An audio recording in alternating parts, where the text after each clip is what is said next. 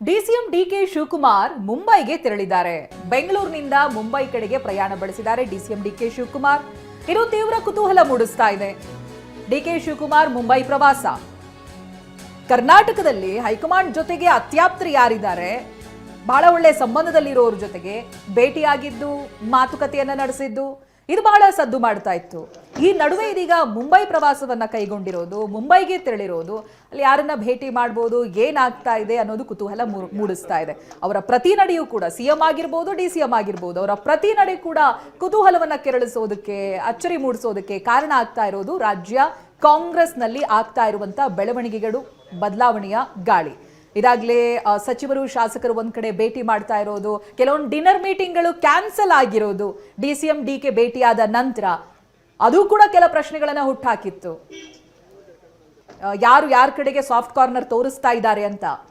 ಈಗ ನೋಡಿದ್ರೆ DCM DK Shivakumar Mumbai ಕಡೆಗೆ ಹೋಗ್ತಾ ಇದ್ದಾರೆ. ಅವರ ಮುಂಬೈ ಪ್ರವಾಸ ಇನ್ನಷ್ಟು ಕುತೂಹಲವನ್ನ ಕೆರಳಿಸ್ತಾ ಇದೆ. ಹೈಕಮಾಂಡ್ ಅತ್ಯಾಪ್ತರನ್ನೇನಾದ್ರೂ ಭೇಟಿ ಆಗ್ತಾರಾ ಏನು ಅನ್ನೋದು. ನಾನು ದೆಹಲಿಗೆ ಹೋಗಲ್ಲ ಅಂತ ಡಿಸಿಎಂ ಡಿಕೆ ಶಿವಕುಮಾರ್ ಹೇಳ್ತಾ ಇದ್ದಾರೆ. ಬೇರೆ ಯಾರಾದ್ರೂ ದೆಹಲಿಗೆ ಹೋಗ್ಲಿ, ನಾನು ಯಾರನ್ನು ಕರ್ಕೊಂಡು ಹೋಗಲ್ಲ ಅಂತ ಡಿಸಿಎಂ ಡಿಕೆ ಶಿವಕುಮಾರ್ ಬೆಂಗಳೂರಿನಲ್ಲಿರ್ಬೇಕಾದ್ರೆ ಮಾತನಾಡಿದ್ರು. ಯಾವ ಸಚಿವರು ಹೋಗಲ್ಲ, ನಾ ಯಾರು ಕರ್ಕೊಂಡು ಹೋಗಲ್ಲ. ಬೇರೆ ಯಾರು ಬೇಕಾದ್ರೂ ಹೋಗ್ಕೊಳ್ಳಿ, ನಾನು ಯಾರು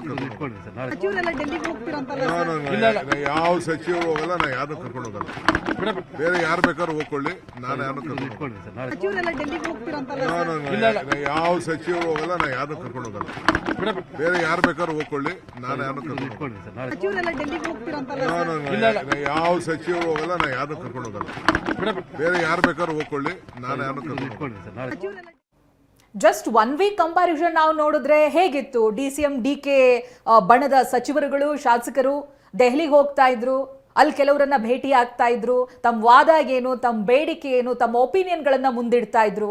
ಇತ್ತ ಡಿಕೆ ನಿವಾಸದಲ್ಲಿ ಒಂದಷ್ಟು ಮೀಟಿಂಗ್ಗಳಾಗ್ತಾ ಇತ್ತು. ಬಟ್ ಇವತ್ತು ಡಿಕೆಶಿ ಅವ್ರು ರಿಯಾಕ್ಟ್ ಮಾಡೋದನ್ನ ಗಮನಿಸಿದ್ರೆ, ನಾನು ಹೋಗಲ್ಲ, ಬೇರೆ ಯಾರಾದ್ರೂ ಹೋಗ್ಲಿ ಅಂತ ಮಾತನಾಡ್ತಾ ಇದ್ದಾರೆ. ನಾನು ದೆಹಲಿಗೆ ಹೋಗೋದೇ ಇಲ್ಲ ಅಂತ ಹೇಳ್ತಾ ಇದ್ದಾರೆ. ಜೊತೆಗೆ ನಾನು ಯಾರನ್ನೂ ಕೂಡ ಕರ್ಕೊಂಡು ಹೋಗಲ್ಲ ಅನ್ನೋ ಮಾತುಗಳು ಒಂದ್ ಸ್ವಲ್ಪ ಅಸಮಾಧಾನ ತೋರಿಸಿದ ಹಾಗೆ ಕಾಣಿಸ್ತಾ ಇದೆ ಡಿಸಿಎಂ ಡಿಕೆ ಶಿವಕುಮಾರ್ ಮಾತುಗಳನ್ನ ಗಮನಿಸಿದಾಗ. ಮತ್ತೊಂದು ಕಡೆಗೆ ಹೆಡಿಂಗ್ ಟುವಾರ್ಡ್ಸ್ ಮುಂಬೈ, ಇದು ಕೂಡ ಕೆಲವು ಪ್ರಶ್ನೆಗಳನ್ನ ಹುಟ್ಟಾಕ್ತಾ ಇದೆ. ಯಾಕಿರ್ಬೋದು, ಏನಾಗ್ತಾ ಇದೆ ಅನ್ನೋದು. ಮತ್ತೊಂದು ಕಡೆ ಇದೆಲ್ಲಾ ಬೆಳವಣಿಗೆಗಳು ಒಂದು ಕ್ಲೈಮ್ಯಾಕ್ಸ್ ಹಂತಕ್ಕೆ ಬರ್ತಾ ಇದೆ ಅನ್ನುವಂಥ ಮಾತುಗಳು. ದೆಹಲಿಯಲ್ಲೂ ಕೂಡ ಹೈಕಮಾಂಡ್ ಹಂತದಲ್ಲಿ ಮೀಟಿಂಗ್ಗಳು ನಡೀತಾ ಇದೆ ಅಂತ. ಸೊ ಈ ನಡುವೆ ಯಾರು ಎಲ್ಲೇ ಪ್ರಯಾಣ ಮಾಡಿದ್ರು ಕೂಡ ಯಾಕೆ ಅನ್ನುವಂಥ ಪ್ರಶ್ನೆ, ಜೊತೆಗೆ ಅವ್ರ ನಡೆ ಏನಾಗಿದೆ ಅನ್ನುವಂಥ ಕುತೂಹಲ ಸಾಮಾನ್ಯವಾಗಿ ಮೂಡ್ತಾ ಇದೆ.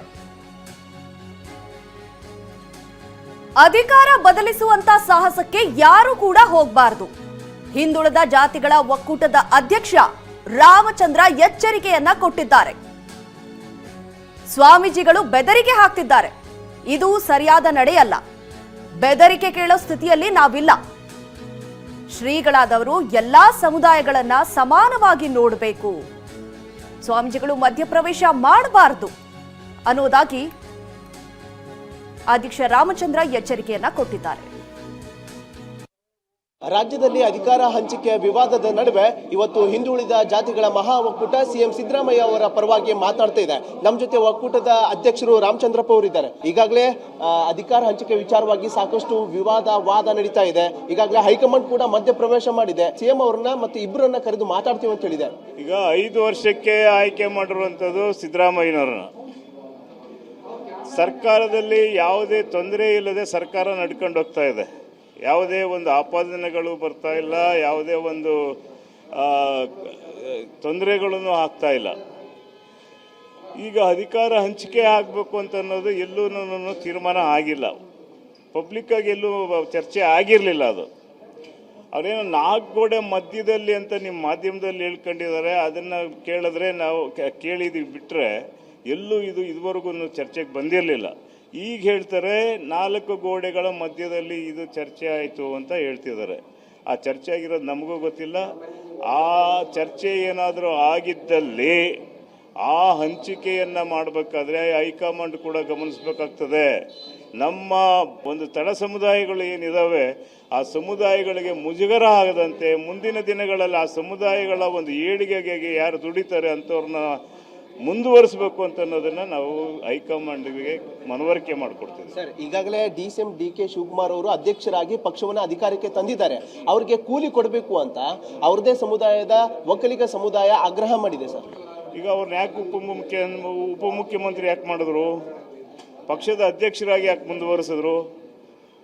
ಮತ್ತೆ ಅದರ ಜೊತೆಗೆ ಒಳ್ಳೆ ಖಾತೆಗಳು 2-3 ಖಾತೆಗಳನ್ನು ಕೂಡ ಕೊಟ್ಟರು. ಬೆಂಗಳೂರು ಏನು ಬಡ್ಜೆಟ್ ಅಲ್ಲಿ ಬೆಂಗಳೂರು ಅರ್ಧ ಇದ್ರೆ ರಾಜ್ಯ ಪೂರ್ತಿ ಅರ್ಧ ಇರ್ತದೆ ಅಂತ ಒಂದು ಖಾತೆಯನ್ನು